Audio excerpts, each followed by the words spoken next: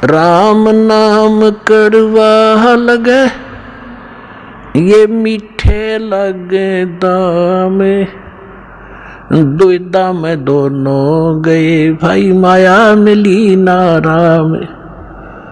अब इन्हीं इंजेक्शनों से प्रभावित व्यक्ति एक बार ये दास मेरे पूज्य गुरुदेव जी के सतलोक गमन के उपरांत उनके आदेशानुसार दीक्षा नाम सत्संग करने लगा। तो हमारे पूज्य गुरुदेव जी का एक आश्रम मोघा के अंदर है, रेलवे स्टेशन के पास, और एक तलवंडी भाई जिला फिरोजपुर के अंदर है। तो जिला फिरोजपुर के अंदर जो तलवंडी भाई एक कस्बा छोटा सा बरवाले जैसा ही, तो वहाँ हमारे गुरुदेव जी के कुछ शिष्य थे। तो उन्होंने आग्रह किया कि आप यहाँ भी सत्संग किया करो। गुरुजी चले गए तो हमने सेकंड संडे यानी द्वितीय रविवार तलवंडी भाई में सत्संग शुरू कर दिया। हम जाने लगे। तो इस सत्संग को सुनकर प्रभावित तो आम व्यक्ति हो ही जाता है। तो उनके वहाँ कोई बुढ़िया की मृत्यु हो गई थी, उसके शोक व्यक्त करने के लिए कोई उनका रिलेटिव आया हुआ था। वो धनी व्यक्ति था, चंडीगढ़ का वासी था।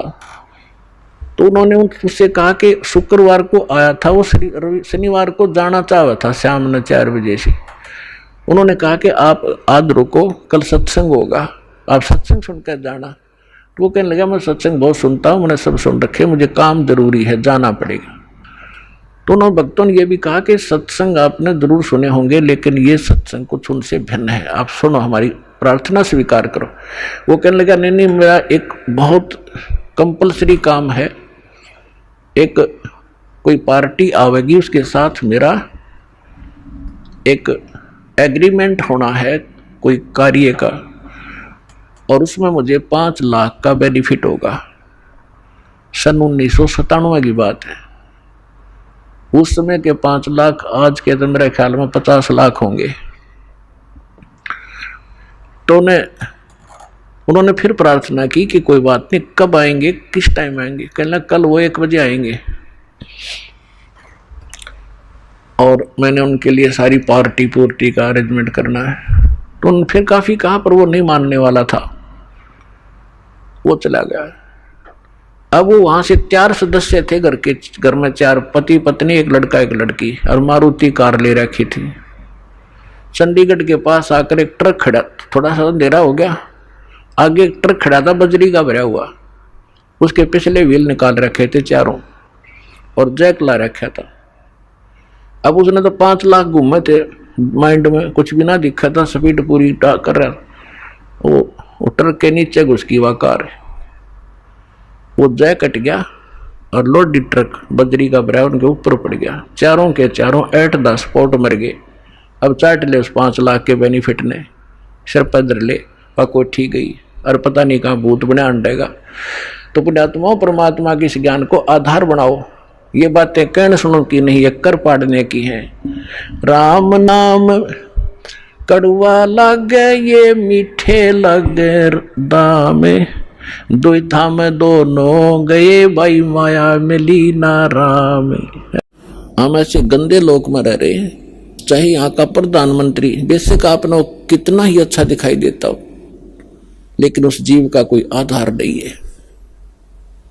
कबीर सब जग निर्धना, धनवंता ना कोय, धनवंता सो जानियो जिस पर राम नाम धन होए।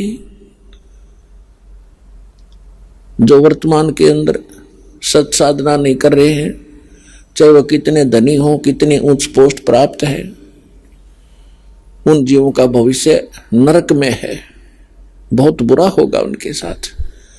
अब उनको ये ज्ञान होगा जो कि एक मानव को, प्रत्येक प्राणी को होना चाहिए कि जो तू गलतियां कर रहा है इसका तुझे दंड भी भोगना होगा। तो उसके बाद वो प्राणी, बुद्धिमान व्यक्ति, वो गलती किया नहीं करता। आज जो हाहाकार मची है संसार के अंदर, किसी भी भाग में जाकर देख लो या किसी और फील्ड में देख लो, एक माया कमाना उद्देश्य बना रखा प्राणी ने, चाहे झूठ बोल के, चाहे रिश्वत लेके, चाहे हेरा फेरी करके, किस लिए? कि कोठी बनाऊंगा, अपने बच्चों को अच्छी शिक्षा दूंगा, उनके लिए कार खरीदूंगा, बैंक बैलेंस बनाऊंगा। पुण्यात्मा, यह भूल पड़ गई। हम भूल गए विधान को परमात्मा के।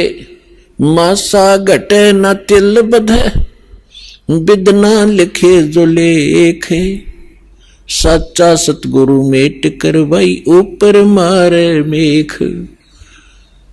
जब तक हम परम संत की शरण में परमेश्वर की रजा ग्रहण नहीं करते, तब तक हम केवल अपना किया कर्म ही प्राप्त करते हैं।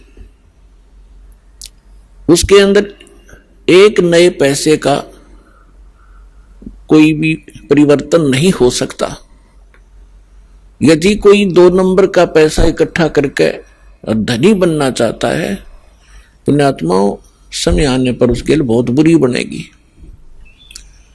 बहुत से प्रमाण हमारे पास है, और प्रत्येक व्यक्ति जब इस ज्ञान को सुनता है उसको अपने किए कर्म का आभास भी होता है। और जब उसको पता चलेगा कि सचमुच ये कर्म ठीक नहीं है तो वो त्याग भी देगा। जब तक उसको ये पता ही नहीं लगेगा कि मैं जो कर्म कर रहा हूं ये सचमुच बुरा है, क्योंकि हम जिस क्षेत्र में रहते हैं वहां सभी वही क्रियाएं कर रहे होते हैं, तो हम निश्चिंत हो जाते हैं, सभी कर रहे हैं, नो प्रॉब्लम। लेकिन भाई अपराधों से लाख कर लियो, सबको प्रॉब्लम होगी।